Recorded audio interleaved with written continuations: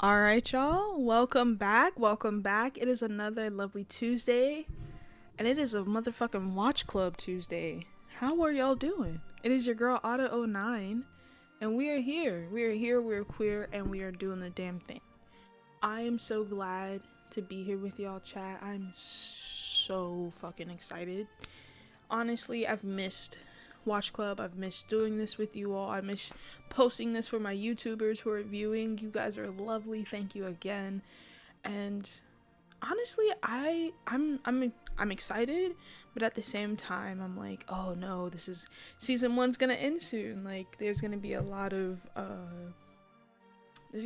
episodes that or there's not gonna be a lot of episodes left, and I'm just like, how do I slow it down a little bit? Like, I know for sure we went on hiatus and you guys have been thirsting for this, but at the same time, I'm just like, there's only so many episodes left. Oh my god, we're on episode 60. We're on episode 60, guys. I just want to give a big shout out to everyone watching Auto09 Watch Club, Season 1, Episode 13, Part 1. I want to give a big shout out to all my lurkers, and most recently I didn't even notice, about a week ago I got a follow from dom.com3, and I was just like, hey, I didn't even notice said person followed me, so big shout out to them. At the top of the episode, I want to make sure to acknowledge all the people who are making this possible. You people rock. But like I said, let's hop into it. Season 1, Episode 13 of Watch Club is Empresses in the Palace, the Legend of Zhen Huan 2011 series. The series has a total of 76 episodes, in which all 76 episodes, yes, can be found on YouTube. Unfortunately, they're only proper Englishly translated up until episode 54. I, on the other hand, have scoured the internet. I have clawed my way through whatever back website I could find to finally get properly translated episodes for you all to, create my scripts and continue our watch club today. So, like I said, it's going to be episode 13, part 1. You did hear me correctly. We're going to be breaking this episode up in two parts. One being, I have noticed that talking for 3+ hours wears my voice out. I can no longer like deny that fact. It is very much apparent the next morning, and I'm very hoarse and very like my throat feels cracked. So just to alleviate that, I've decided to, on certain episodes, depending on the script itself and the length itself of the script, I'll just probably break it up in parts, part 1, part 2. And that's what's gonna happen today. For episode 13, we're gonna be doing Empresses in the Palace, episode 60 and episode 61. And honestly, okay, enough of the intro, enough of the outtakes. Let's go. I am super excited, chat. Episode 60 was something I didn't expect. I'll tell you that fucking much. I did not expect. I expected some of the drama. They have to keep me enticed in some way, shape, or form. And yeah, that's exactly what they did. Like, starting off first episode, or excuse me, starting off in the episode. So it's the next morning, and it's the morning after visiting Consort Duan, right? And the emperor has come over, and he's talking with Consort Shi, right?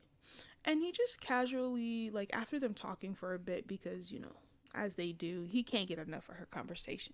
He has to be with her at all times, and he has to see what she's up to, what she's dealing with, how she's feeling. Like, he's so entranced by Consort Shi, it's crazy. So they talk for a bit, and the topic of Consort Duan and his visit with Consort Duan is brought up, right? And he was like, she was a little usually unchatty. She kind of, not gossip in a way, but you could tell it was gossip. He meant like she was actually more so involved in what was going on in the current affairs than he's used to. So he was like, okay. Like, he observed her reaction, and was just like, oh, okay, well. And I think the Emperor particularly brings this point up to Consort Shi just to see how she would react herself to this news just to see like maybe if there was some collusion there. And we as the viewers know, chat, that there was collusion, obviously. Like she literally went over there and told her, this is what you should say, just in case, he comes over and asks. This is definitely what you should say. So definitely his suspicions are, not for naught. He definitely the emperor is sussing it out. But consort, she plays it cool, and she doesn't let anything go. She doesn't let anything give. She kind of like diverts his attention, and she makes a point to bring up um his wife, right? And at this point, like, or excuse me, not his wife. He makes a point. Consort, she makes a point to bring up Consort Duan as his wife, and how he should know who she is, and that she's been in the palace for a long time, and that like at this point she should be knowledgeable of the happenings of the palace in general. Like she don't go anywhere you don't visit her, basically. Like she's not being as blunt about it, but she's trying to basically explain to the emperor, like, at this point, Consort Duan is over 40 years old, and she's been in your palace, in the harem in general, for the longest. How does she not know what's happening? Make it make sense, emperor. Which I thought was funny, because I was like, girl, I guess consort she, I guess, right?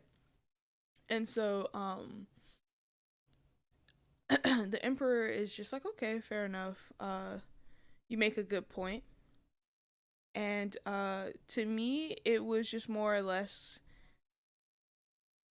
I didn't know if he believed her, because he's like, I didn't mean to like insinuate anything, um and she's like, no, it's there's nothing wrong. Like, we're just more or less just understanding that, because it's about the situation with Eunuch Su and Jinshi. So they're skirting around the situation. So he makes a point to say that I don't mean to blame or anything. I just noticed she happened to give more comment on the situation than normal, right?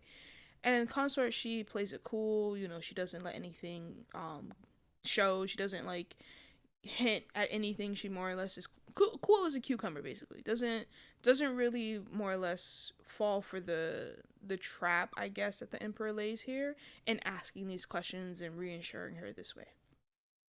But they move on and whatnot, and the emperor, at this point, he kind of agrees with Consort Duan's reasoning, and he, like I said, he assures Consort Shi that, Jin Shi and Eunuch Su aren't necessarily, because they're lightly skirting around the situation. He doesn't want to place blame, but at the same time, he doesn't want to play favorites. He's trying to be fair, but it's there is no being fair, because he loves Consort Shi. It's crazy how much he adores her. But like I said, he reasons with her that, I won't give too much of a punishment. I'll mind the fact that, it was out of love and not necessarily just disrespect for the rules. That type of shit, right? And a few days later, Jinshi is reunited with Consort Shi, right? And it's such a really sweet and heartbreaking scene, because, like, I really notated that Consort Shi is very loving to the people. One, who can be loyal, but two, she can be very loving and fearless for the people that she recognizes who are there for her and her well-being overall, right? And Jinshi is very much one of those people. Jinshi is fiercely loyal to Consort Shi, and she won't ever break like her trust or her promise or whatever have you, the bond between those two, because she, not like, obviously, at one point it was stated in the series that Consort Shi reminded Jinshi of the previous Empress Chunyun, and like, just, like, yes, like, features wise she reminded her, but also temperament wise. And so Jinshi already took like an automatic liking to her, but now it's become something more. And Consort, she demonstrates this by, how headstrong and how willing to run into danger despite some of the things she could, lose. Like, she just received many, many accolades and rewards, from the emperor. She has a lot to lose, right? Plus she's pregnant, right? Um, but she still reasoned that Jinshi was worth it, and as we can see, she was, because the emperor, um, you know, crazy in love, pretty much free Jinshi and Eunuch Su, at the behest of Consort Shi, and obviously, a little bit of backing from the other consorts. And like I said, that scene was very, very sweet. However, the next scene with Su Peshang and the Emperor was a little bit more emotional for me, for some reason. I don't know why. Like I said, Jinshi and Consort Shi have been together through thick and thin, for the past uh I think 3 to 5 years, but Eunuch Su and the Emperor have grown up together for years, like decades, right? And I was so glad that the Emperor didn't even place blame. He didn't even talk about it. He was just like, "Oh, it's good that you're back." He was like, "Oh, I'm glad that you're here." Like I was like, "Oh," it was like I don't know, chat. I don't know how to explain the heartwarming feelings that gave me for some reason, right? But to me, it does also demonstrate their bond as well. Not necessarily between, emperor and subject, but more so as if not friends, because Unixu is definitely a little older. If not friends, more like brothers. I got the feeling that the emperor deeply cares for Unixu, and maybe a little bit even father son relationship there. And so as we continue along, get a little bit of backstory between Xu and Jinshi, and he after going through everything, in terms of getting caught, getting locked up, getting persecuted for a couple of days, getting released, right? He still has, I wouldn't say the gall, but he still has the nuts. He still has the he's a eunuch, but he still has his balls. I'll tell you that much. Because he asked the emperor to partner up with her, like to officially have her in marriage, right? To have the emperor give Jin Shi to Eunuch Su in marriage. And I was just like, bro, you just went through a whole jail sentence, less than like 72 hours, and now you're still trying to marry this girl? Okay, props, right? And so the emperor agrees, of course, because at this point, like, yeah, he's doing it for Eunuch Su, but he's doing it for Consort Shi. He's going the extra mile for her, because, like I said, he is smitten with her, and there is nothing, not nothing she can do no wrong, but he's gonna try his best to make sure she's comfortable, because he definitely feels that he owes her, right? Not to mention she's pregnant with his children, air quotes. And so he definitely is trying to be the loving husband as much as possible, right? In the next scene, we see that some of the women in the harem are gathering outside the Empress's palace for the daily greetings, right? When her maid, the Empress's maid, Zhengqiu comes out, and she's like, the Empress is sleeping and that everyone can return for the day, right? And so Noble Lady Shin suggests, for the Empress to take her time. There's nothing they have really going on. They can look at the chrysanthemums, if anything, right? And honestly, we get to see a little bit of the newer concubines that have entered the palace since we've been away, right? There's been two additions, concubine Jen and attendant Kong, right? So these two have like kind of paired off with each other and decided, and I'm assuming because they entered the palace together, they decided that, oh, we should probably stick together. The other women are going to be threatened by us because we're the newer, fresher, younger women in the harem, type thing. And it's really funny because concubine Jen, obviously being of a higher rank, treats attendant Kong like a crony, right? And they kind of momentarily start talking shit about Consort Shi, trying to act like, they know a thing or two, right? We also see Noble Lady Chi, who's always fucking arrogant. She never lets that attitude go, right? Add fuel to that burning fire, right? Into their shit talking fire. All three stupidly unaware that Consort Shi is but literally steps behind them. Like she's walking into the palace. Because remember, we're doing daily greetings. Everyone is below the Empress, so Consort Shi has to attend the greetings as well, right? So as always, she just listens to them, just intently listens for a few moments, doesn't make herself known, but she doesn't waste time either. Immediately she starts knocking them down a peg or two, especially Noble Lady Shi, right? Because she tries to bring up the recent accusations about Jin Shi and Eunuch Su, right? And honestly, like I said, like an arrogant asshole, like an arrogant idiot, uh Noble Lady Chi decides that, oh, she wants to become belligerent. She wants to, oh, step up and start talking about Jinshi and how she doesn't deserve to be free, and like maybe there was something wrong about the case that Consort Shi did, right? And honestly, I'm gonna give Jinshi her props as well, because she steps up for herself, right? She literally steps up and out, right? To not only help Consort Shi, but to also be like, huh, you thought I wasn't gonna just pop up? You thought I wasn't gonna defend myself? What's tea? What's tea, right? And I thought that was great. I thought that she, especially because her as a servant exerting her force like that over, excuse me, over what is it? Over a master, I guess. Yeah, servant and master relationships. Yeah, her as a servant exerting herself over her master, particularly Noble Lady Chi, is hilarious in itself, because she's such a child. She's such an idiot child that gets so caught up at that, right? And as soon as she starts to like come back and forth about, who do you think you are, and like how does this, she's like, she shuts it down. She's like, first of all, who do you think you are? You're a lower ranked concubine, right? Plus, if you think about it, she's like, I and Eunuch Su have been exonerated by the Emperor, and if anybody who speaks ill of this is speaking ill of the Emperor. And immediately, Consort Shi, you know, it's like they finish each other's sentences. It's so cute. Consort Shi immediately asks the other concubines if they think, if anyone has the same opinions as Noble Lady Chi.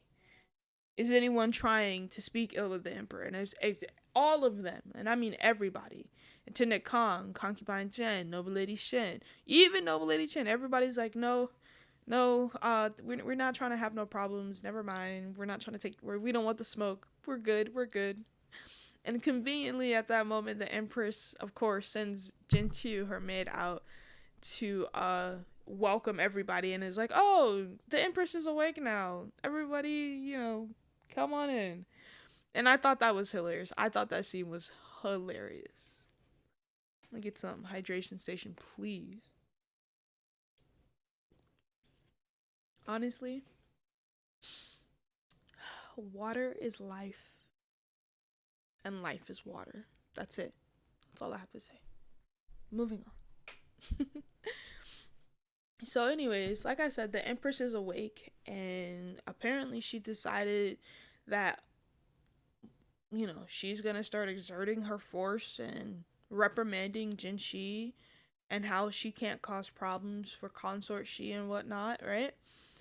And she also mentions at the same time that Prince Gao will be returning to the palace for the Mid-Autumn Festival, and that the Emperor wants everything to be perfect. So she's kind of like hinting at Consort Shi, like, you fucking up. Get your maid, get your problems, get all your shit, and get it together, okay? Right? And it's funny that she does that, because she doesn't even realize the significance of even telling Consort Shi that Prince Gao is coming, right? So we move on to the next scene, and Consort Shi's back at her palace, and Eunuch Su has actually come. He's come to send her some supplements from the Emperor, and of course he's trying to see what his boo doing, Jin Shi. He wants to make sure that she's okay. And of course, Consort Shi reassures him that she's fine. Excuse me. That she's fine, and that she's not having any issues or anything like that. If anything, if you guys remember, Consort Shi actually allowed her to take like a weekend off. She gave her like a 2-day vacation. So it's all good for Eunuch Su, right? So they talk for a little bit, right? And then he leaves eventually. And just for a few moments in the next scene, we see Jinshi and Eunuch Su in their private life at home. And it looks like they seem to be happy, right? Like, she kind of expresses that she's doing what she's doing because she's there sewing his clothes, right? And she's doing it not necessarily because she has to, but because she wants to, and because, she recognizes and she knows how to treat those who treat her well, and she recognizes that Eunuch Su is that person, right?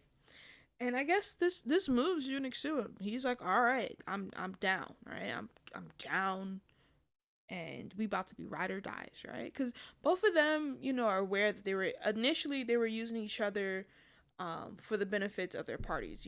Consort Shi was using Jin Shi to get at Eunuch Su, and Eunuch Su was using Jin Shi overall just to have somebody to, like, warm his bed, right? But it seems like they've come to, like, truly care for one another after going through like the jail sentence and whatnot. And I think that's, at least Jin Shi has a little bit of a silver lining there, right? But the next few scenes pretty much showcase everyone getting ready for the Mid Autumn Festival banquet. We do have a little scene right quick where Wanbi comes in and she's talking to Consort Shi about getting dressed, and we notice that she spruced herself up a little bit too.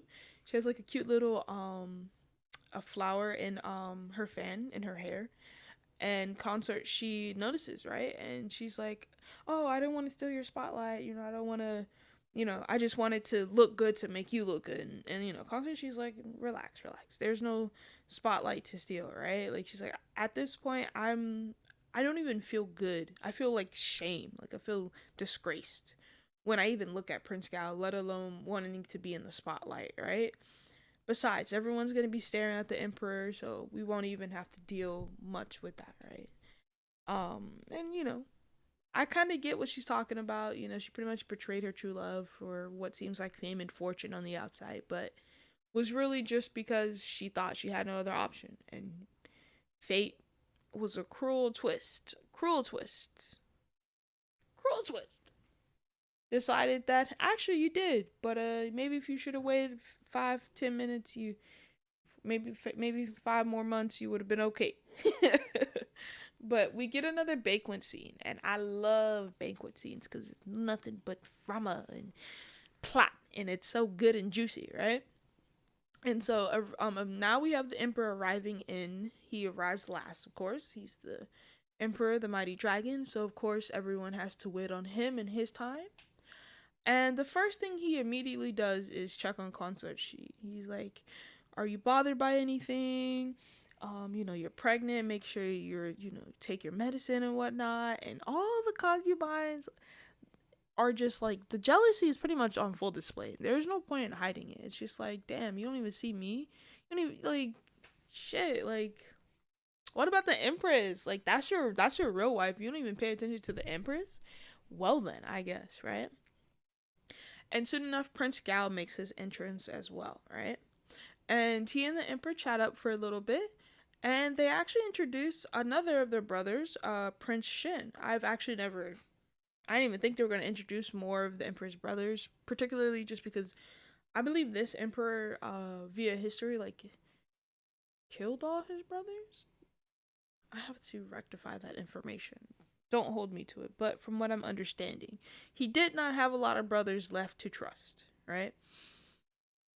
So he's introduced Prince Shin, and apparently, like, everyone's talking about how he's so similar to Prince Gao, and he's so carefree, and that he needs to settle down. And Prince Shin's like, "Oh, no, no, no. I'm here to find true love. I ain't trying to be like you bros out here. I'm trying to find my bae, and I'm trying to settle down, right?" And so eventually Prince Gao greets concubine Hui and concubine Qi, right? Of course, they being the most prominent concubines in the harem, as well as the pregnant concubines in the harem, they have a little bit more of respect in that. And so that's Prince Gao pretty much showing that right now. And the greeting with Consort Shi is a little strange. It's a little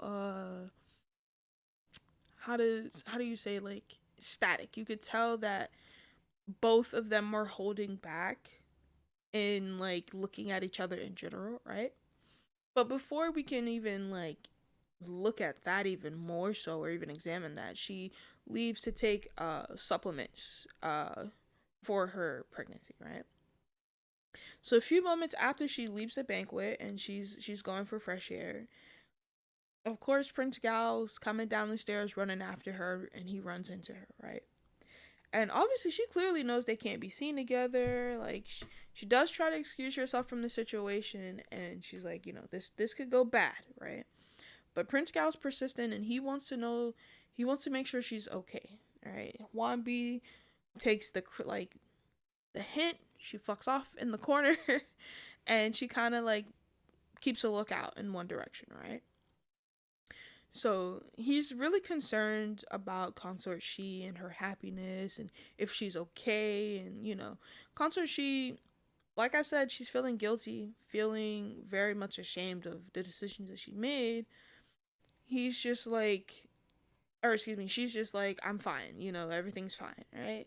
And like, he's kind of starting to piss me off a little bit, right? Because like, he's like, I want to know if you can like be okay and laugh at ease, right? And it's like, bro, like stop. Like if you really cared about her and her happiness, you wouldn't be pulling this stunt right now, bro. Like stop. You gonna get everybody killed if the Emperor see you pulling on his girl like this. Chill. And I'm just like, I'm counting down the seconds, literally, chat, as I'm watching this episode, to just like, can he go, can he leave, can he leave, can he leave? Because I've seen too many historical dramas where the two get caught, whether they were in a how do you, what's the word, why do I always forget words when I'm talking, this is crazy, um when they're caught in like a tryst or like in a explicit relationship, whether they were together or they weren't, it always ends bad. Everybody ends up dead, right? And I'm just like, please don't do this right now, right? So eventually everyone says their goodbyes. Prince Gao leaves first because he's like, I'm gonna try to avoid suspicions, whatnot. And as soon as he fucks off, Wan B's walking back. But of course, nothing is ever that fucking simple, right? Wan B kind of sees like a shadowy figure in like the general area, leaving, like running off, and she's like, "Who's that?" And so both her and Consort, she realized like, okay, someone might have been listening. Let's just get back inside. We don't want to cause too much of a scene right now, right? And literally, it does not take long for the said person who was listening to, like, act, right? Like, as a matter of fact, like, literally in the next scene, Consort Shi, after the entire banquet, she's been carried home on a sedan chair, right? Where, like, 30 fucking, like, random fucking cats, like, out of nowhere appear on all, like, the rooftops near, like, this area she's passing through. And you guys have to remember, she's immediately like scared because she doesn't like cats. She's always had a fear of cats. All of a sudden, they start to swarm her, right? And her escorts are like shaking the sedan, and she's like wobbling all over. And eventually, they drop the sedan chair because they're trying to fend off the cats, but they're freaking out. And immediately, she's like bleeding, and she starts to go into labor, right? And I'm just like, I'm so worried about her dying because she's gonna get caught with Prince Gao, that, oh right, other people hate her and like are out to get her and her children, that I didn't see this coming. So I had to pause. I paused this episode and I was like, if she dies, I don't think I could finish this. I really looked at myself and I was like, oh, Chad's gonna be upset, because I was like, I don't think I could finish watching this, like the series in general, if my favorite, like, no, Zhen Huan can't, she can't die, no. That being said, moving on, chat, before I continue on my rants here, we also notice that in episode 58 specifically, right, Noble Lady Ning, who was talking with Consort Shi at the time, happened to be like just petting cats, right? And Consort, she kind of like jumped back a little bit, and all of a sudden, Noble Lady Ning, was like keenly aware of how like uneasy Consort Shi was becoming, right? And she kind of like played with her cats a little bit more, and was like, "Oh, do you like cats?" And like Consort Shi was like, oh, they're fine, it's whatever, but I gotta go, right? And if we really think about that incident specifically, we kind of get to like piece together what's happening and like who's behind it. Like, let's be real. Like, Noble Lady Ning, not necessarily clear on her motives, but was definitely involved in those cats, like in some way, shape, or form, right? Maybe at the behest of the Empress, because obviously the Empress likes to use people for her means, and honestly, it would not be above what she likes to do, right?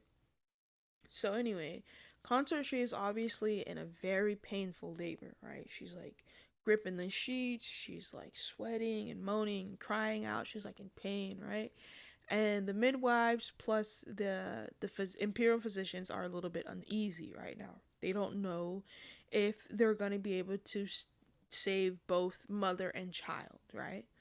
So Imperial Physician Wen, who's her main doctor, who will lead her labor in general, he actually asks Consort Shi if he has to decide at the end of the day who should he save, mother or child, you know. And of course, Consort Shi, like, after losing one child and giving birth to Long Yu, but then having to give her up, so then losing another child, like, she's like, I'm not losing my kids, no way. But I don't care if I have to die. Fuck all that noise. You save my children. She makes him promise. Like, she's like, I'll curse you with guilt. I'll come back and haunt you. I'll commit suicide. Like, she like starts going off on some crazy shit, which I can only imagine because she's going through a lot right now. Giving birth in like what is the 16th century, I believe, is probably not the easiest thing, right? Plus, she's giving birth to twins, right? So, moments later, Jinshi informs Consort Shi that the Emperor has arrived, right? And so, Consort Shi, thinking that she might not make it out of labor due to all the questions from Imperial Physician Wen, tells Jinshi, you tell the Emperor, don't think about the love that we have, don't let it cloud your judgment. It doesn't matter. We need to save our child. We need to save our children, okay? They're the most important thing, right? And so she goes to relieve this emperor, and the emperor is like, no. No. First of all, if anything happens to her, every physician is as good as dead. They all gonna get buried with her, let alone her dying on me, okay? So the emperor we see here is even refusing to think about, you know, her dying or her leaving prematurely before him, He doesn't even care. He doesn't mention the kids. He doesn't mention his children. No, she's not dying, right? And so eventually we hear the cries of the babies. Unfortunately, Consort Shi and her two twins have made it out alive, and they are a-okay. They are unharmed. And I'm crossing my fingers, chat. I will not say yes. I'll plead the fifth, and I will not answer whether or not I cried on that scene, because that was a beautiful scene. All right, it was just, I was like, oh my god, okay, they really had me there. They really had me going there, chat. Like, I'm not gonna hurt you. Not gonna hurt you. Like, they can't hurt you. Like, don't do that to me. Like, killing off my main character is such a, like, a dick move. But it's such a move. Like, it's such a power move. It's like, why play with my heart in this way? Am I wrong? Am I wrong, chat? Let me know, YouTube. Let me know. Am I wrong in the comments? Anyways, soon after all of this is said and done, the Empress Dowager sends her maid over, and she wants to come check on the condition of the twins, as well as send, her congratulations, send, words of praise, send some presents over, things like that, right? And it's funny enough that when the maid is looking at the twins, the Emperor is like, pointing out like their features and how they both the children look like her, and it's like, yeah, of course they look like her, but they don't look like you, boy, because they not your kid. They're not your kids. And I thought it was hilarious that he was doing that, right? Also, the Emperor all of a sudden, get another bit of congratulatory news, is going to confer Consort Shi as noble consort, right? To give there's promotion to her as like thanks for birthing two children for him. And so honestly, I was like kind of taken aback because I was like, oh shit, he just made her consort. Now she's gonna be noble consort. Whoa, okay, okay, fair enough. I mean, she did give birth to two kids. Fair enough, fair enough. Three if we're gonna count, Princess Longyu. Okay, I'm not gonna say I don't think she doesn't deserve it. I'm just saying that was a big leap, right?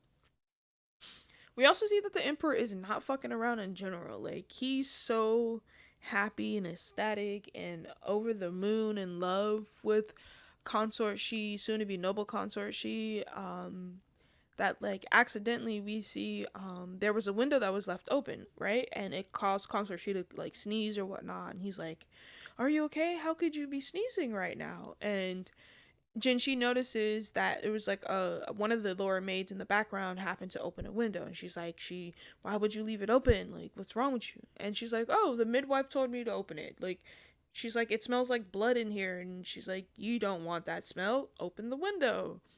And I'm like, okay, cool. No, no, no, no, no. The Emperor's like, no, not cool. How dare you? That's uncool. You should die. And he doesn't even kill her, but he's like, you need to be slapped 20 times. And he has like the guards drag her out. And I'm just like, okay. Yeah. Yeah, Chad. He's not fucking around whatsoever. And that is apparent. Completely apparent. I also noticed that, like, of course, like, consort she, like, what the, like, she's not trying to make a big deal out of it either, but she's also like, okay, I guess you're right. And like the Emperor kind of just moves happily along, doesn't even not acknowledge it anymore, doesn't care.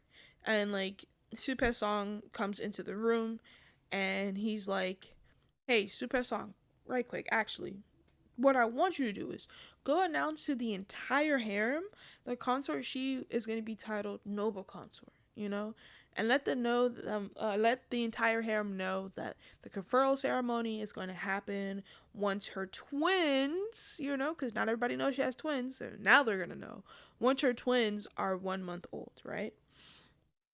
And not to mention, she's going to get just a smidge, just a little wedge of power in granting duties and assisting with the harem in general, right? And I'm just like, wow, he doesn't even realize how he just setting her up, like, not necessarily on her downfall, but like how this could go wrong, how so many people in the harem could just like immediately target her. And I'm just like, she's so weak right now, she just gave birth, oh no, right? But we also see the poor maid that was dragged out, like she's getting punished, and it's Xiao Yunze who's like, I don't want to hit you, my slaps are too hard. Just slap yourself and let's just get this over with. And she's like, I didn't even do anything. Why is the Emperor like mad at me? And he's like, chill, like, are you trying to die? Like, relax. And she's like, he's just taking his anger out on us for no reason, and it's not fair. And he's like, girl, if you don't slap your face before you get us in trouble, please. But we move past all that much, right? But obviously it's not hard to like realize what she's implying. Like, she's dissatisfied with the Emperor and how like he's treating consort she so like such a favorite, too much, so much so that he'll disregard sense and reason, right? But Su Peshang and Jinshi are also officially awarded marriage. We see in the next couple scenes. The Emperor is doing this, yes, because he loves Su Peshang and he wants the best for them, but also because he's obviously like doing this for consort she and wants to like please her as much as possible at this point. And so he's just trying to make everyone around her feel good too. Like, he's trying to make her feel good, and by doing that, he's treating everyone around her good. In this case, Jinshi, right? Eventually, the Emperor does leave, and consort she gets to rest, but he lets her know that he'll be back. He Can't get enough for her, even though she's just given birth and probably wants nothing to do but just sleep, right? Huan Bi then comes into the room and she lets Consort Shi know that Consort Jing has come to visit her, right? And honestly, to nobody's surprise, Consort Shi is just like, no. No. Tell her I'm too tired and that and as a matter of fact, I'm not gonna see anybody, let alone Consort Jing, right? And like Huan Bi is like, oh, okay, fair enough. Like she kind of like hesitates, but she gets the message. And in the next scene, we see the Emperor and the Empress Dowager and the Empress are all sitting together. And they're looking at the two twins, and they are so adorable. The babies are so cute. The boy twin will be named Sixth Prince Hongyan, and they haven't decided a name for the princess as of yet, just because the emperor wants to name the boy while he wants Consort Shi to name the girl. And the empress dowager thought that was such a cute idea that she was like, okay, cool, I'm gonna name Concubine Wei's kid, because that's, I helped with that, and I'm just like, that's cool. I guess everybody's just naming everybody else's kid.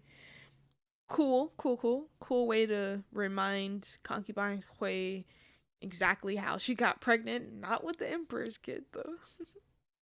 I just love that nobody in the harem that, like, oh, this is crazy, chat. Hear me out. Small tangent.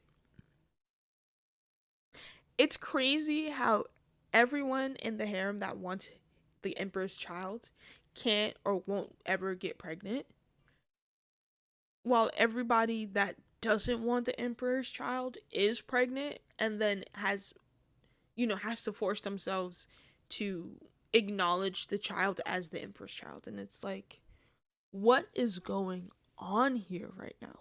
Okay? Anyways, we see later in the evening, like Trude's where the emperors return to Consort Shi's palace, and they're talking about the empress, right? And he just kind of mentions how, like, after some time, he's come to realize she's not as virtuous as he thought she would, as or would be, or what as he once thought she was. And he's like, maybe it's due to her age, and like maybe just how long she's been in the harem, that she just believes rumors and gossips and just doesn't really care for the truth anymore. And I'm just like, did she ever? Or were you just blind, right? And so Consort Shi kind of recites a poem, and it reminds him, that despite what people may say in general about each other or what people would have them believe, as long as he still believes her, then it doesn't matter. Then rumors, gossip, it'll never change. So as long as you believe me, right? And this kind of satisfies the emperor in ways I don't even understand, right? He kind of like smiles and grins back at her.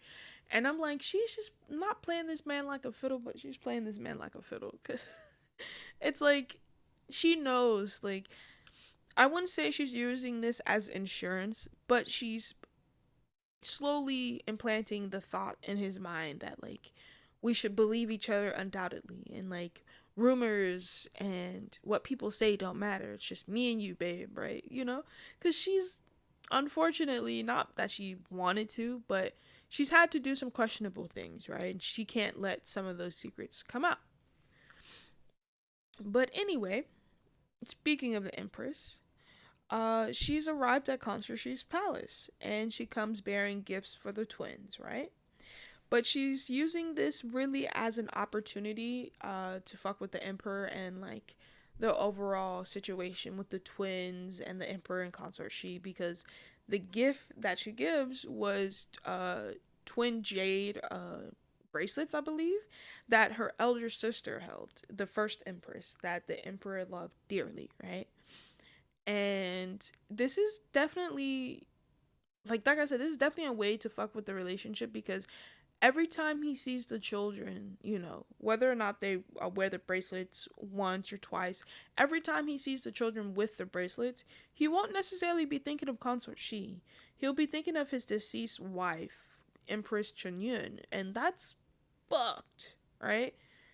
And it's like, you see how the Empress likes to play these mind games, right? But Consort, she's very much aware. Consort, she knows what's happening. She is not, she's not for the fools. She's not to be taken lightly, chat. All right? Anyways, final thoughts.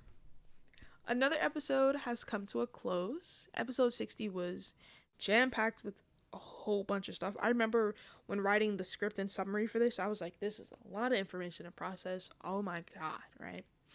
But we see that Consort Shi is going to soon be Noble Consort Shi, right? And she has so far made it through every hurdle she's encountered time and time and again. And it's only up from here, baby. It's up. Like, honestly, it's up, right? Thank God her labor went smoothly, as it could, honestly, because she was attacked by fucking, I don't know, feral, crazy ass cats. Like, what the fuck was that about, right? And also that has to do with Noble Lady Ning. Like, pay attention to that shit. I believe from episode 58, that scene I was talking about where she was sitting in Noble Lady Ning's palace and Noble Lady Ning was being weird with her cat and whatnot. Because I have major suspicions about her, right? However, we see the Empress is very much still a threat, but the Emperor is somewhat becoming aware, or like somewhat waking up to the lack of virtue that the Empress has, and he's slowly starting to like siphon her power away. We see that he's giving Consort Shi a new title and power to manage the harem because he's noticing she's not capable anymore, if she ever was, right?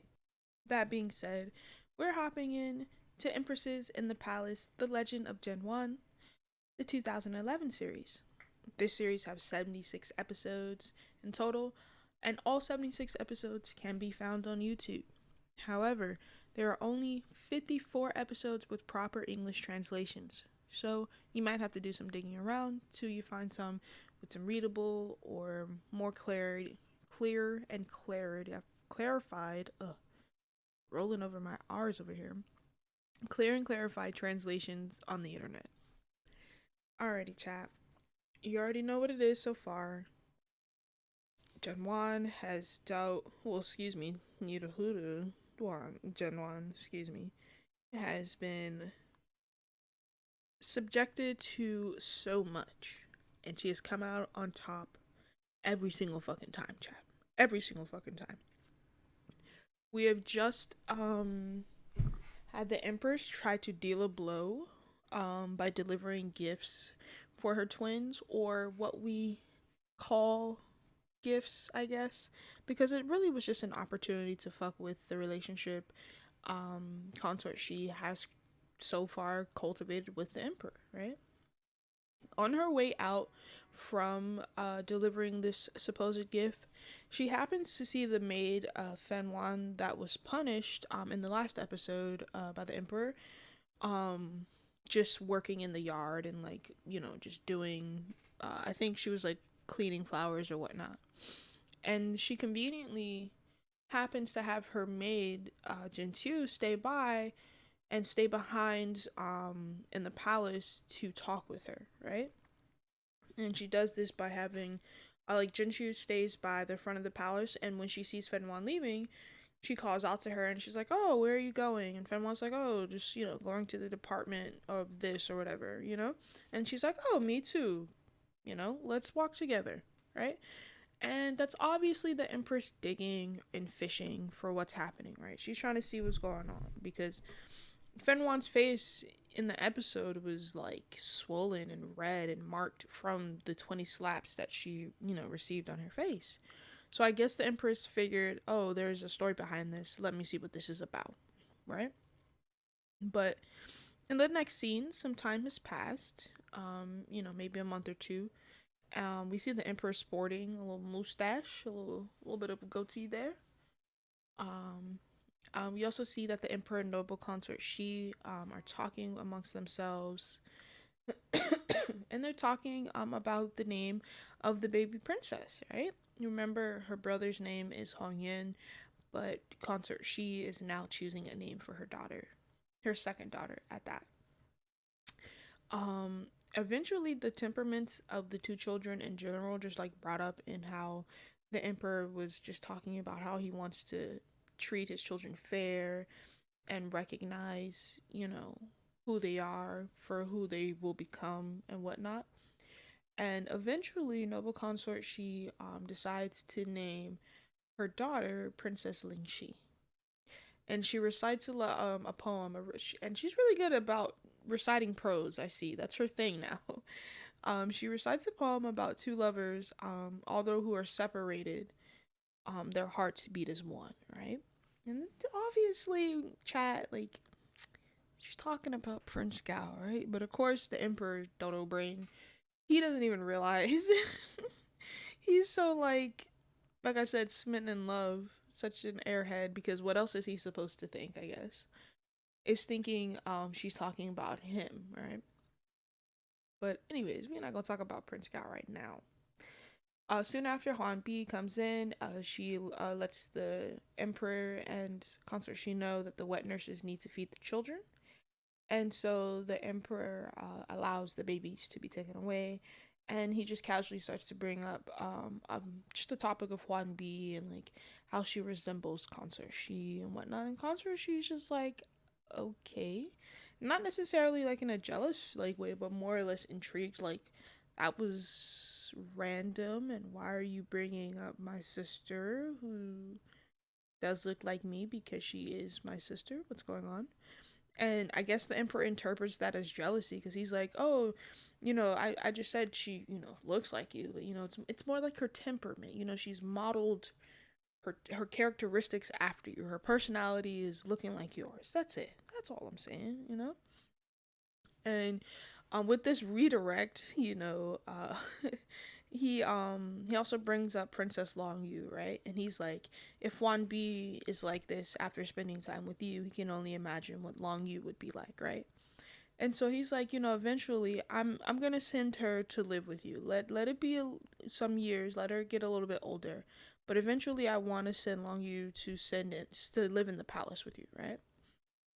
And it's funny that they mention her because that's who we see in the next scene.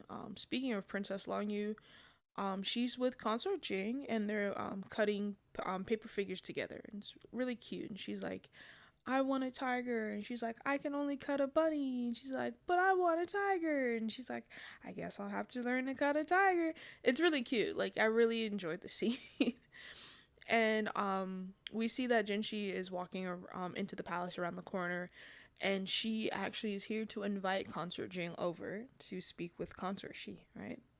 And Consort Jing is absolutely uncomfortable. She is just like she's regretting, like she's turning back to Long Yu, and she's like, make sure she's telling the maids make sure she gets her nap in and make sure she gets sleep and she's not resting. And she's looking at Long Yu and she makes face, and she's like, you could tell that she's clearly regretting what's about to happen, right?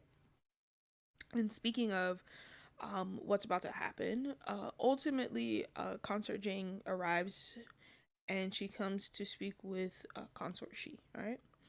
And the air is tense, and Consort Shi is not one to mince words.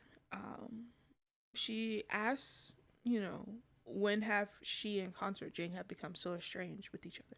Especially in the way that she addressed her. She was like, oh, I didn't realize, we had become so cold. But eventually, Consort Shi does confront Consort Jing, and she's like, the only slip up that really happened was when Eunuch Su dropped the pendant, and you had immediately pointed out that it reminded you of a stitching in the palace, particularly Jinshi's. Not to mention, you were visiting, the Empress's palace, Jingren Palace, very often. That's not hard to miss. So what Consort Shi here, she's like, I put two and two together, and, I figured, it had to be you. Nobody else would have gained anything from this in particular, right? And she's talking about the incident back in episode 59, where I definitely called it. I was like, oh, this is going to be a problem. I just want to point that out. I called that Consort Jing was going to be a big fucking problem, dude. Right? Anyways, chat. Consort Jing, you know, I guess to her props, because it's not false bravado. She's just like in at this point, just at the end of her rope, right? Like she ultimately just like she sighs and she's like, this is relief. At least I don't have to worry. About like I guess what consort she would do or what consort she is planning against her, right? And she even admits that she was wrong in trying to harm her in general, right?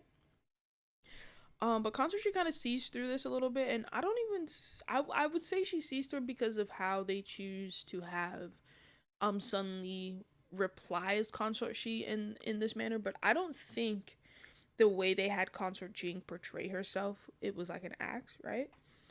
And because because consort she is just like, you know, last time I checked, you never fought for favor, you never really, you know, tried to do anything against anyone.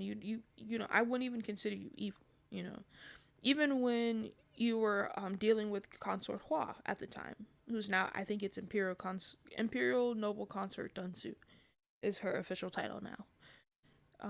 When you were dealing with her, you wouldn't, give in and do evil deeds. So this it makes no sense, right? Um, she's like, you clearly were doing this because you wanted to keep Princess Longyu with you, right? You were doing this as a mother, reacting to having to lose her child, right? And this causes Consort J to break down, and she starts crying, right? And she's like, without Long Yu, her life would be meaningless, And she looks at Consort Shi and she's like, you have the Emperor's favor, how could you know what my loneliness is like? And I like obviously she's saying this without the context of fully understanding what Consort Shi has gone through in order to get to where she is, because she's definitely known what it's like, right? But Consort Jin continues and she's like, there's exactly 326 bricks in my palace, right? 31 of them have lines, Do you know how I know that? That's because that's how like I spent my like time in my palace, right? I was very much aware that like the emperor didn't favor me, and if anything I was only a tool to divide Imperial Noble Consort Dansu's power back when she was still alive, There was nothing between me and the emperor that to be savored, to be shared, to be had, I was just a pawn. And Noble Consort she interjects and she's like, "You never told me any of this, right?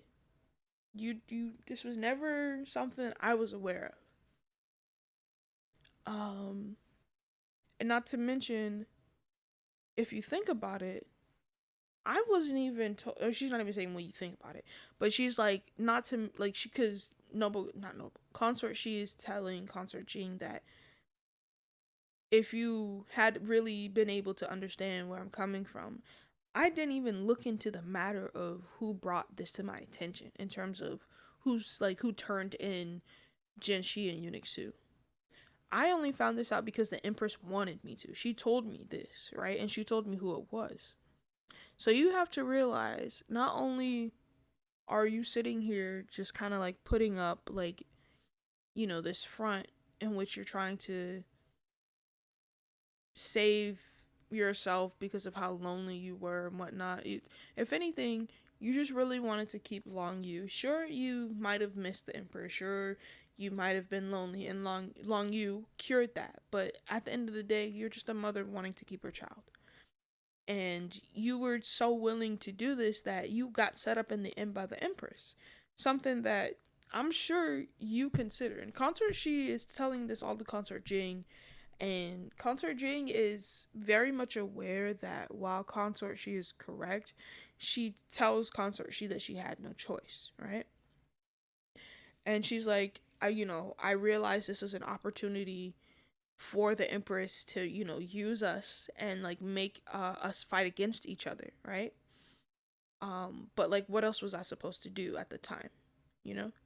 She apologizes eventually. Consort Jing does apologize, and to her credit, she does say, She doesn't know what she would do without Princess Long Yu. She doesn't know what would happen if someone was take if someone was taking her from her, right? And that she wasn't thinking in when she went to the Empress. So I guess in the end, consort she understands where she's coming from, right? And she also explains to consort Jing that in the end, taking Princess Long Yu from you would only bring more harm to her than good, and I can't do that. And at the bottom line, the matter really is just the simple fact that all three of my children have to be safe. And if it takes you raising one of them, that's just what's gonna happen. And I applaud, Consort She on this, because that's exactly what I was saying. Literally, you have to really think about the well-being and the welfare of the child at this point. If you are just constantly like fighting and just constantly, pulling and not literally pulling, but I mean like what's the word? You're constantly creating a turbulent environment for the child where you're pulling them from one place to another and you're bouncing them back and forth. That's going to cause a lot of trauma and that's going to cause a lot of misunderstandings for that child. And I'm really glad that consort she understood this. She was not trying to, for her own selfish need of wanting to be a mother, she was not trying to harm Long Yu in the end, right? So she forgives consort Jing, right? She even extends her hand to her when Consort Jing was kneeling on the floor apologizing. And she assures Consort Jing that at the end of the day, your help is what really matters to Princess Long Yu, and your love and care for her is what's gonna keep her safe, right? So at the end of the day, we see that despite the Empress trying to have these two consorts go head to head and possibly ruin each other, they've mended ways. Consort She being the bigger person and stepping out and creating a safe space for Consort Jing to somewhat express herself and also for somewhat to pretty much tell Consort Street like it is. Like I didn't want to give up my child to you. I get that you gave birth to her, but you wasn't supposed to come back. Okay, and you came back. But it's too late, and I love her. So what did you want me to do? And Consort she understood that. Consort she really did, and she really understood that to her credit. That Consort Jing even a bad person. This isn't even a bad arrangement. It would just be selfish desire if I were just to try and take and rip Long Yu from a home the only home that she's ever known, right? But moving on, chat. We see in the next scene that the conferral ceremony has just ended. Like it just ended. Consort she is still kneeling on the ground, accepting her accolades and the royal edict for her conferral ceremony. And Eunuch Su's getting ready to walk out, right? Ooh, excuse me. Actually, let me get some water.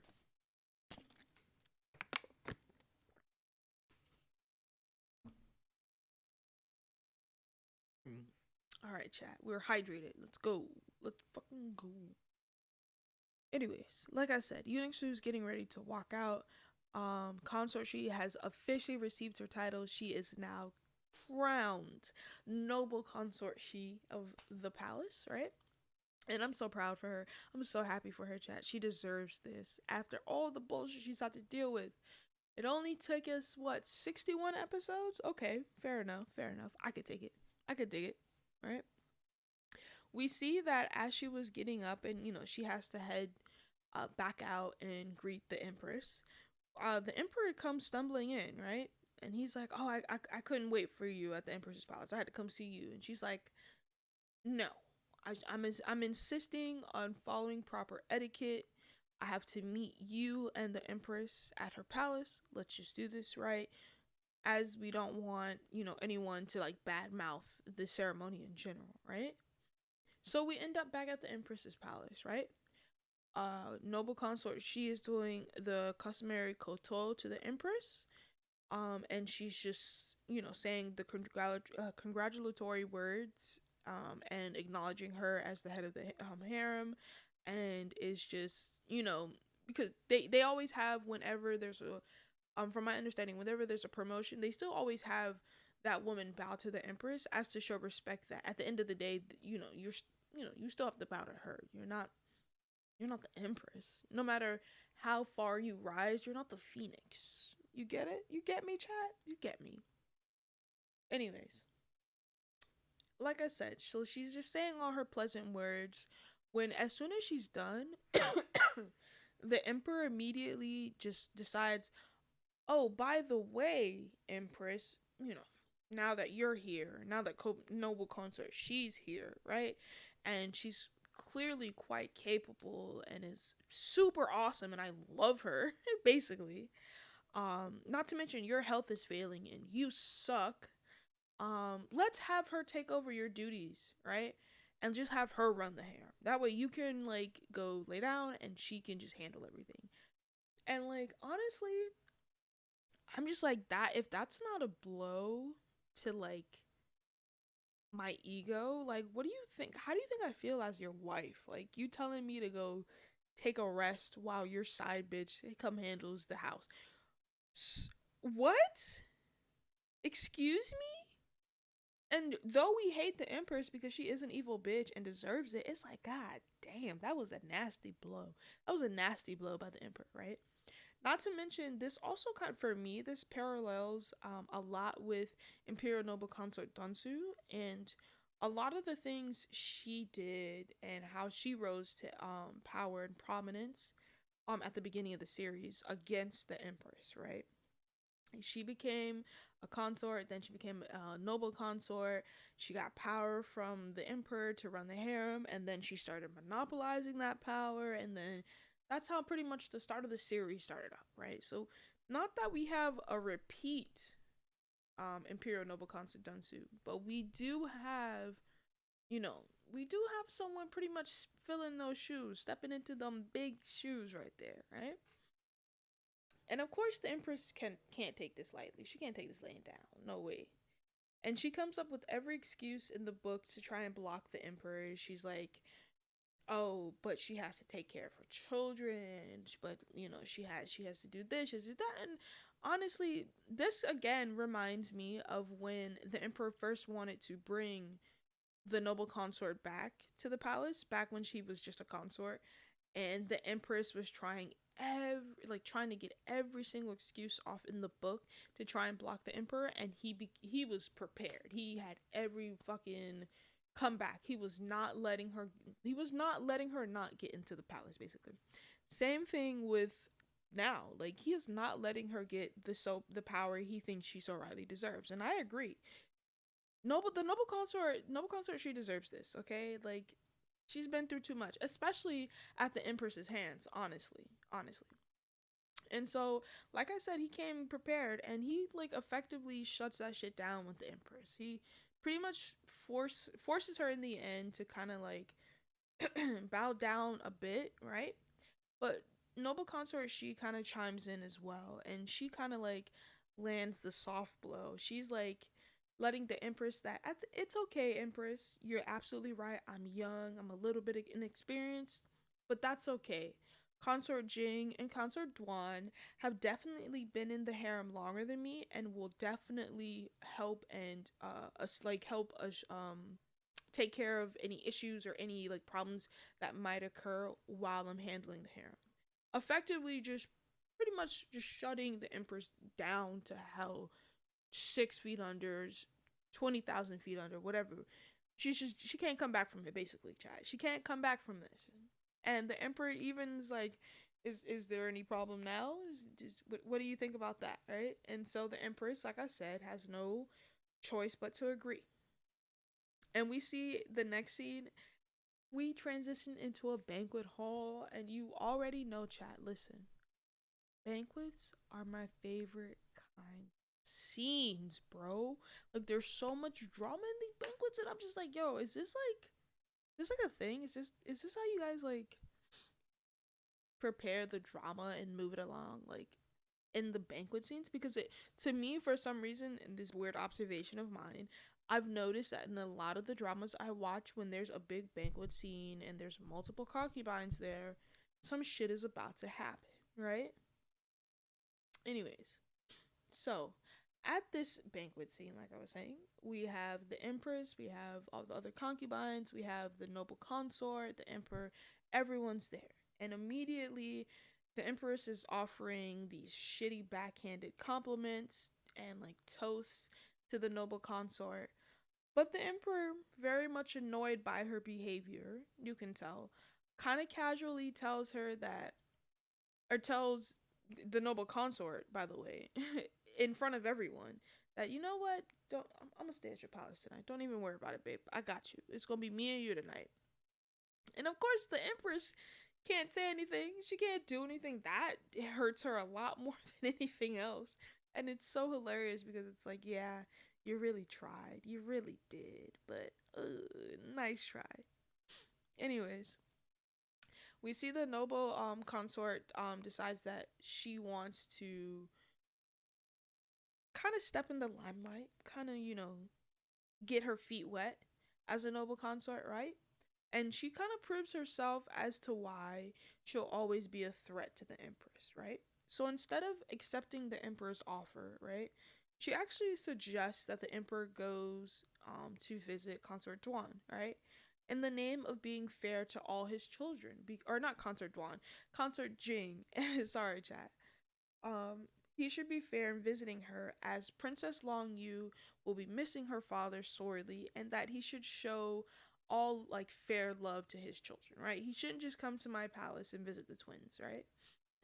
And this is a key factor in why I truly believe Noble Consort She will become the number one top dog. Like she's gonna come out on top no matter what. Like she's gonna make it in the end. Like I was a little worried with her pregnancy and her giving like birth to the twins in the last episode, but that's it, chat. I'm not doubting it anymore. Literally because of this interaction. And it's crazy. I say that because to me, she literally understands that, like I said a few moments ago, she's filling the shoes of Imperial Noble Consort Dunsu, right? She had the same privileges as her, and she's enjoying the same attention and favor and power and luxury as she as Imperial Noble Consort Dornsu did before, right?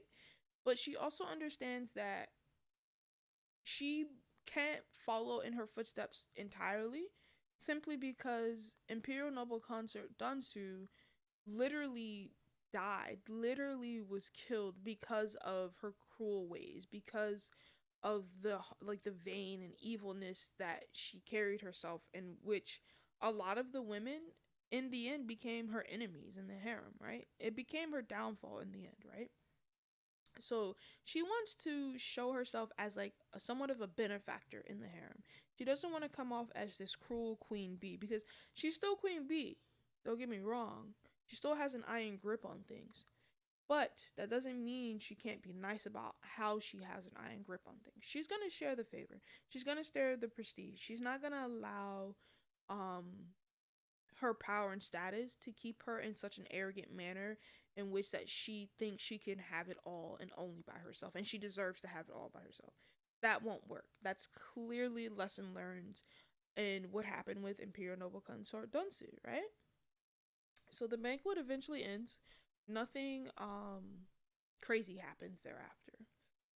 We're back at the palace with Noble Consort Shi and Jin Shi, and they're pretty much sorting through all the gifts that they were sent to her through for her conferral ceremony, and she's a little perturbed at like the amount of gifts and like how people kind of just send whatever as a way of pleasing. So she just tells Jinxie, you know what I like best, just sort through them. Um in terms of give me the ones that you think I'll like and throw the rest in storage and keep them for gifts to be sent out for later in terms of if not briberies, just more or less like rewards for other people, right? So Jinshi does this and she's like, but I want to point out that there's one gift worth mentioning, right? It's actually a gift that was sent by the father of a young lady who wanted to marry Prince Gao at one point, right? And Consort she notices this and actually comments on, I wonder how that young lady's doing now, because Prince Gao, definitely wasn't gonna marry her, so I'm sure she's just waiting. And lo and behold, like Huan Bi, as always, never too far, never strays too far from her character, is piping in with comments about how, oh, she's not worthy of Prince Gao, and does she think if she waits for him that he'll notice her, right? And like honestly, I thought this was like oh she's mad jealous that someone's trying to get his attention, right? And so Noble Consort she taken aback herself. She's like, why are you becoming so agitated all of a sudden? Like, what's your problem?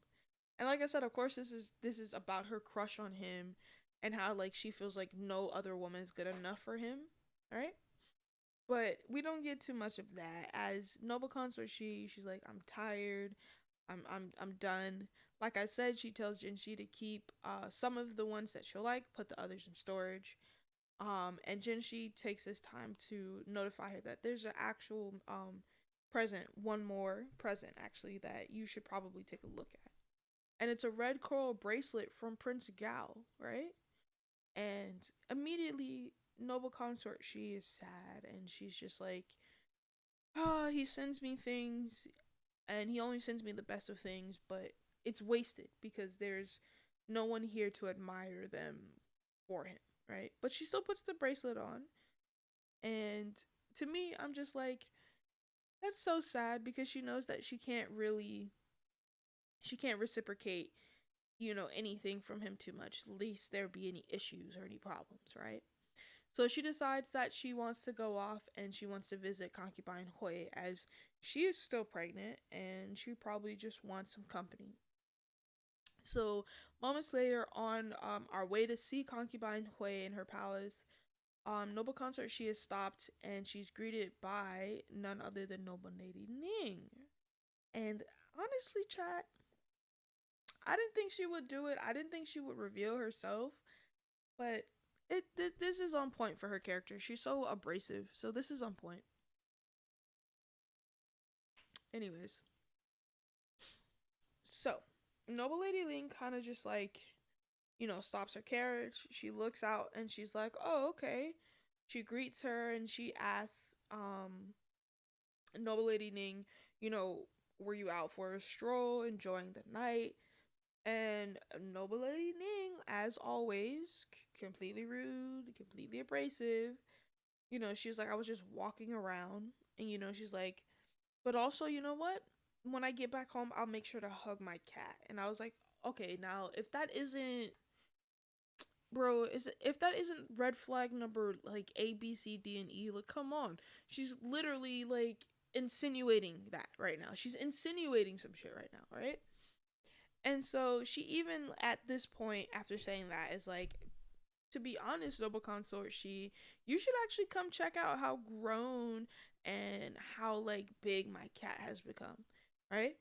And so Noble Consort, she intrigued, and at this point, probably trying to call her bluff, I think, follows her out into the palace, quote unquote, because I don't think they go into the palace, bro. Like she's not trying to go see no damn cat. Like get out of here.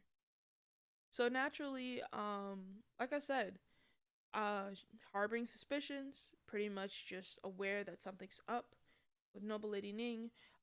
Noble Consort she goes to follow her. She leaves behind her servants as Noble Lady Ning conveniently is like, oh, they're gonna scare the cat away if you bring along so many servants. But also conveniently allows her to bring Jinshi, or not Jinshi, Huan Bi. So I'm just like, okay, that that's cool, I guess. I guess maybe she doesn't care that she's not threatened by Huan Bi, I guess. Whatever. So out of nowhere, when they're following her around this path, Noble Lady Ning decides to pull a knife on Noble Consort Chi, and I'm just like, okay, so I mean, I knew she was gonna plan something. I didn't think she was gonna plan this, just outright murder, right? Just pull a knife on her. And so she talks about having this foolproof plan and that no one's gonna suspect that it was her, as they're outside Noble Lady Chi's palace, and that Noble Lady Chi's always had it out for her. And honestly, Noble Lady Chi is like, yeah, she has it out for noble consort she, but I don't think anyone's gonna believe that she just outright just stabbed her to death in like the middle of the night. That doesn't even make sense. But noble consort she reveals that she knew Noble Lady Ning was behind the feral cat's attack, and I'm just like, okay, well, no need to play Inspector Gadget. She figured it out. Awesome, cool. And Noble Lady Shi also reveals that she's aware that Noble Lady Ning only did it because she has feelings for Prince Gao and is somewhat upset and jealous at Noble Consort Shi, right? Noble Consort Shi pretty much tells, you know, I guess she's trying to talk Noble Lady Ning down at this point. And so she pretty much kind of tells her that think about what you're doing, think about your actions. How do you think Prince Gao would react if he knew what you were doing, and how disappointed he would be about the girl he saved years ago? And this kind of like shocks Noble Lady Ning because it reveals that at one point Prince Gao told Noble Consort Shi about Noble Lady Ning and how he happened to meet her and save her, right? But we're still threatening Noble Lady Ning with a knife while this is happening, by the way, right? Or excuse me, Noble Consort Shi is being threatened with a knife while all this is happening, right? And Noble Lady Ning kind of reveals, and in a, I wouldn't even say like threatening, because this scene isn't threatening to me. Like, I'm sorry, Noble Lady Ning doesn't even look like she could throw a punch, but that's just me, chat. I'm that's just me. But I guess Noble Lady Ning reveals in a threatening manner that, oh, she happened to overhear what her and Prince Gao were saying the night of the Mid Autumn Festival, revealing that she was the shadowy figure that was eavesdropping on the two, right? And she also admits that she's had suspicions about the noble consort since she's returned to the palace in general, right? And that because she heard them, or like she was able to eavesdrop on Prince Gao and the noble consort, she was able to confirm her suspicions, right? So they go back and forth, they say a couple more things, and eventually Noble Lady Ning looks at a bracelet that the consort is wearing, right? The noble consort, and it's the red jade coral bracelet that he just happened to give her at the conferral ceremony. And he, I guess, wouldn't necessarily give that away as just a light gift to give, because Noble Lady Ning remarks that, oh, this is something precious that he wouldn't depart with. Why do you happen to have it, right? And she comes increasingly confused. She's not like unaware that Prince Gao has a thing for her, but now she's like, why are you so obsessed with Noble Consort Shi, right? And Wampi kind of chimes in too a little bit, as she always does. And she's like, oh, you should ask Prince Gao yourself instead of terrorizing us, right? And eventually, Noble Lady Ning does pull the knife away, right? She, like, backs away, and she says to herself, she doesn't understand why Prince Gao has given his heart to her or whatnot. And I thought was like, okay, but like that's not for you to understand. You're not him. Like, you can't go around threatening his exes. That's weird. You're weird. Like, stop. Anyways, so apparently she decides to let the noble consort off. She's like, if you have a conscience, you should feel guilty that you betrayed the 17th prince for fame and fortune and broke his heart and went back with the emperor, right? Because once again, she doesn't know. No one knows what happened. All they know is that concubine Jen became consort Shi because she was pregnant with the emperor's child, right? That's all everyone knows. And so, like we said, at the end of the day, Noble Lady Ning lets consort Shi go, and she states it as like a form of repayment of the kindness that Prince Gao had showed her, and that there won't be a next time. She's kind of alluding to, oh, but I'm not done with you. But we're still not even done with the drama chat, because before we even have time to process that, you know, we see the Empress, her lackeys, Concubine An and Noble Lady Chi, are all sitting together, and they're cursing Noble Lady Shi. They're just like, or excuse me, Noble Consort Shi. They're just saying, oh, she must have had such a good fortune to have given birth to twins. Now she's getting a promotion. Like, they're basically just jealous at the simple fact that they can't beat her. That's all it is to me. And we also see a little bit of the flare up in the rivalry between Concubine An and Noble Lady Chi, right? And Noble Lady Chi kind of brings up, like, because I believe Concubine An was like, oh, you make it seem so simple in terms of what Noble Lady Chi was trying to do in terms of planning against Consort or Noble Consort Shi. And so Noble Lady Chi brings up, I believe, a sore spot, because Concubine An gets really upset. And how Concubine An, pretty much killed off Noble Consort. She's a child, so of course she wouldn't even be welcomed in anybody's palace, let alone any pregnant person's palace, right? And the Empress, immediately annoyed with both of them, chastises both of them, right? And she's like, both of you are so useless. One is out of confinement but has yet to regain favor, and the other is just what did she say Concubine An do? Oh yeah, and the other can't do anything in terms of plotting against the two pregnant concubines. And so she's annoyed at the fact that they still sit up here and fight amongst each other, yet can't do anything to further her plans at the end of the day, right? And so moments later, back at Noble Lady Chi's palace, after having been reprimanded, essentially, because remember, she's like an idiot child. She likes to throw tantrums. She's upset that she's had to deal with Concubine An for so long, and pissed off that Concubine An has dared to fight with her, someone who's so lowborn and or someone who's come from a low background, right? And so we see exactly what she means by that, what she was alluding to, because in the next scene, while Concubine An is getting ready for bed, her maid brings in a medicine soup, a soup of medicine, right? And I'm like, this is clearly what she's alluding to, because it's like, what else would we be talking about? They always try to harm each other with medicines and herbs and spices and untraceable ways and shit like that. It's pretty obvious at this point. And sure enough, the next morning when Concubine An wakes up, her voice is completely gone. It is harsh and hoarse, and it sounds like ass, right?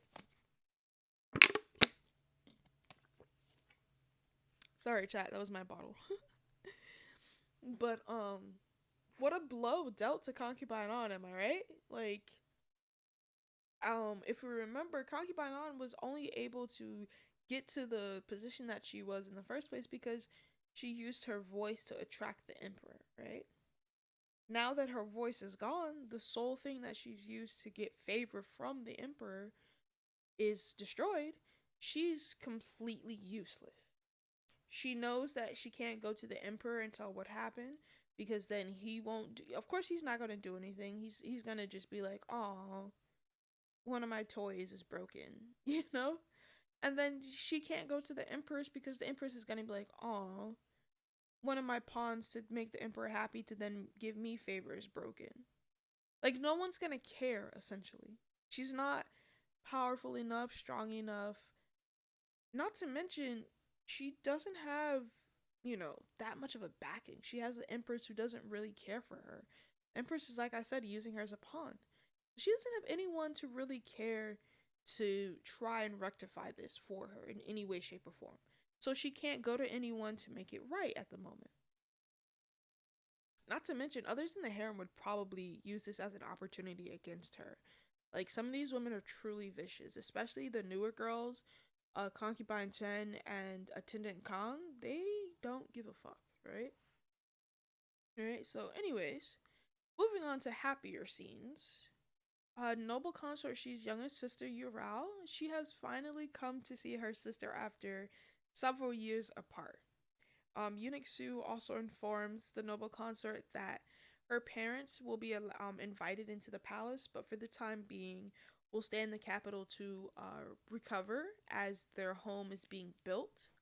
And the emperor will allow Yurao to stay in the palace and accompany the noble consort for a couple days, right? All in an effort to please the noble consort. And I found it so funny in the like literally in the next line, the noble consort's pretty much just like pissy, like she's so dissatisfied. She's like, "That's great and all, but like you still haven't cleared my father of any like wrongdoing and crimes. He's still a criminal in the record books. Can we let's do something about that first? You know, can we do that? And then, we could talk about happiness, maybe? Maybe not? Sure. Okay, sure." And so Eunuch Su also informs her too as well that Prince Gao has delivered a gift to help soothe her worries, right? And Yurao actually takes notice that the 17th prince is not a man of plain taste. He has exceptional gifting abilities, apparently, right? And Eunuch Su's like, oh, hell yeah. Like, Prince Gao is a man of mwah, chef's kiss taste. You understand? This man knows exactly what he's doing when he does it, and has always been seen as the top gentleman in the palace. Like Eunuch Su doesn't exactly say these words, but you get what I'm saying, chat. You get what I'm saying. Soon after, Jinshi drops by and she comes to inform the noble consort that there's been a room prepared for Yurao. And we move on to the next scene, right? The emperor and the empress are sitting together in what I assume is the empress's palace, and the empress is putting on her good wife facade, like that she likes to do. That is just her, I guess, her armor, her way of disguising her true intentions. And she's advising the emperor that he should visit other women in the harem, right? And not consort she though, because she's too busy. She has a kid, and her sister's here, and the emperor sees what she's doing, but instead of I guess instead of just more or less causing a scene, he's like, okay, I'll one up you. I can't visit concubine on. Her voice is gone apparently, and the empress, trying to like cover up the tracks, leave no room for discussion, making it seem all black and white. She's like, oh well, you know, actually what happened was she got a cold and she tried to take medicine for the cold, and it hurt her throat, and then her voice couldn't recover, an unfortunate accident really, and it's really sick to me because it leaves no room for debate, and the emperor's clearly not going to investigate the issue or if someone wronged her or if there was foul play. And it's like, damn, she's willing to throw this pain and suffering of like her, I guess, subordinates in just the complete air if it meant not upsetting the emperor and making her look bad in any way, shape, or form, right? So the emperor reasons that, as a matter of fact, since I can't visit concubine on, I'm gonna visit concubine Hui. She's up next to give birth, and we've had noble consort, she's good news. I'm waiting for concubine Wei's good news, right? And of course, this isn't what the empress wanted. He clearly wanted the emperor to visit either concubine on, if not maybe noble lady Qi. But nope, the emperor is not about to play these games with her. He's not about to do this, right? But out of nowhere, remember consort she, excuse me, the noble consort she, who's just had to deal with crazy ass noble lady Ning, who's still on her way to visit concubine Hui, is now stopped out of nowhere by concubine An, who's calling out to her.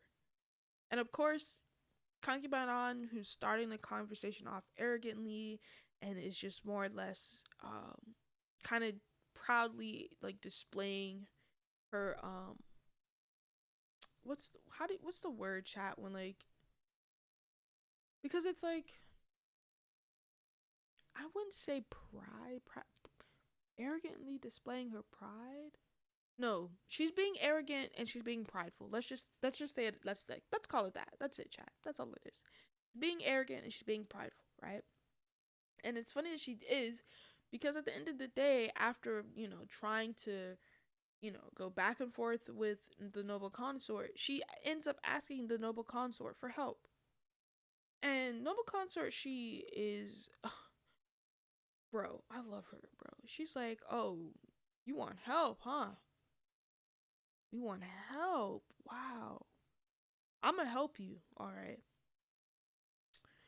I'm gonna help you so much that you never gonna forget the help. I'm never gonna let you down, especially since considering how you treated me in the past. And I love that she said that. I love that she let concubine on know that there's no fucking way in hell that would ever help you after you completely destroyed our trust, our sisterhood, our friendship, and killed my fucking child. No way, no way. Get out of here, girl. Bye. And of course, concubine on, she's like, well, I won't forget to let you down, and storms off like all false bravado, and just basically just pretty much once again displaying this false arrogant attitude that she's in control, when matter of fact, you came to me for help. You came to me. There's no way you think you at any point in time have control of the situation, right? And I want to point out too, for all the love I'm showing noble consort she, and like for the way she's handling the situation and how like her growth has shown throughout these various situations she's had to deal with, Huan B has really surprised me. She outright asked if, should we take care of concubine on? Take care of definitely in quotes, because she meant to kill concubine on, as she won't be a threat anymore and she's clearly down on her luck. And noble consort, she's like, don't even worry about it, babes. The best way to handle somebody like that who's had favor for all these years is to watch her suffer without it, right? Death would be too easy for someone like her. Juan B immediately getting that hint, once again, understanding what the fuck is going on right now, reading the situation from A to Z, she's like, all right, perfect. I'm gonna make sure to take care of concubine on, just like you said you would. I'm gonna make sure to let every single like palace. I'm gonna basically spread the word that we should all take care. All should give some love to concubine on, right? And just like deja vu, just smack deja vu in the beginning of the series, like we saw with many of the women in the harem, like we saw with noble consort Shi, concubine Hui, who have all been mistreated and just outright abused at the hands of like vicious and opportunistic concubines. Concubine on is being completely just thrashed about and tossed about, and not physically, but concubine Jen and attendant Khan, these two newcomers that love to flex and show their power when they can, have decided to come and, like I said, take care of concubine on by splashing holy water and painting talismans, and saying that since the emperor clearly thinks she's bad luck and that everyone in the palace doesn't want to be around her, it's their responsibility as women of the harem to make sure she's not spreading that bad luck, right?